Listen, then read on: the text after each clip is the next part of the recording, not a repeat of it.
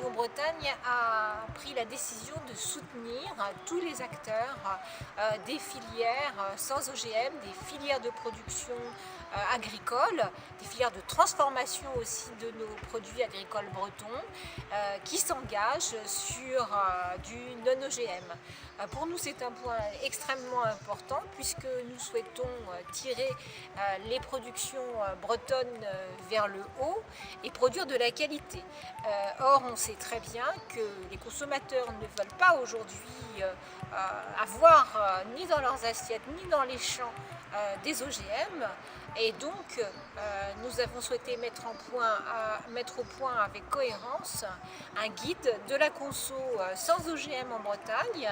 Ainsi, chaque Bretonne et chaque Breton pourra trouver dans ce guide toutes les informations sur le lait, sur la viande, sur tous les produits aujourd'hui issus d'animaux qui sont sans OGM.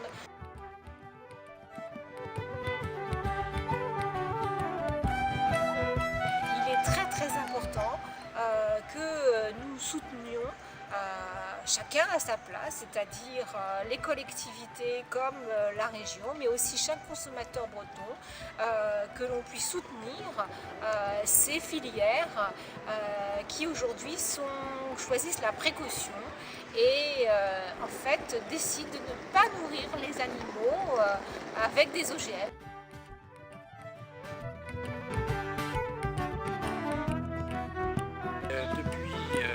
Maintenant une dizaine d'années, le réseau Cohérence s'est prononcé pour une Bretagne sans OGM. Pourquoi? La première raison, c'est l'avenir des productions animales en Bretagne. En Bretagne, les productions animales pèsent lourd, mais a un déficit de production sous signe officiel de qualité. Et par conséquent, s'astreindre à produire sans OGM, c'est une garantie donnée aux consommateurs et c'est une première marche vers des productions de qualité. Une deuxième raison importante pour nous, c'est le fait que la production de soja transgénique dans les pays d'Amérique latine se fait dans de grandes exploitations avec des épandages du glyphosate par avion. Et c'est aussi une manière d'éliminer la petite agriculture familiale qui est nécessaire dans ces pays-là où il y a beaucoup de familles qui sont sans terre. Voilà. Et puis, il y a quand même une troisième raison pour qu'aujourd'hui on avance pour faire connaître les productions animales sans OGM. C'est à la fois valoriser les efforts de ceux qui ont choisi effectivement l'alimentation non OGM, mais c'est aussi donner la possibilité aux consommateurs d'être informés. On sait que globalement, les consommateurs n'en veulent pas dans leurs assiettes, mais malheureusement, ils ne le savent pas parce qu'il n'y a pas d'étiquetage des produits animaux. C'est pour ça qu'on fonde beaucoup d'espoir sur l'étiquetage qui va désormais être possible.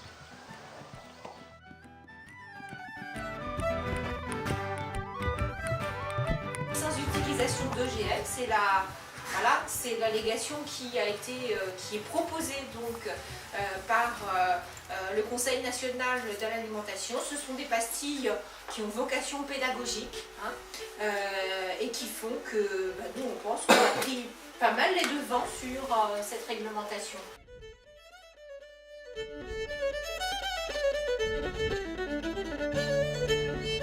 La production sans OGM, d'une part, ça dépend aussi est dépendante des choix producteurs, puisqu'on est 19 producteurs sur le magasin de Madère.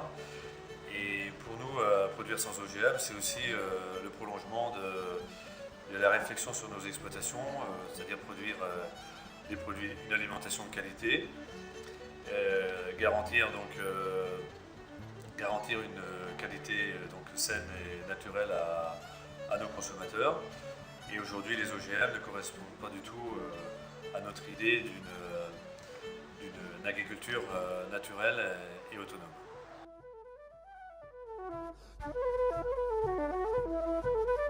D'une part, c'est se réapproprier notre métier de paysan qui était comme principale fonction donc de produire, de transformer et de vendre. Et à travers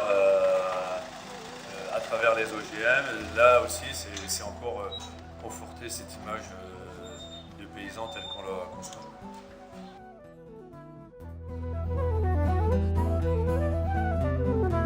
consommateur réagit très favorablement à ce qu'on lui propose, notamment nous fait énormément confiance sur nos choix, sur les choix qu'on effectue dans nos exploitations, et notamment à travers les OGM qui il a très peu confiance ou il n'a même pas confiance du tout, et ça en fait nos choix ne font que conforter ce que le consommateur veut.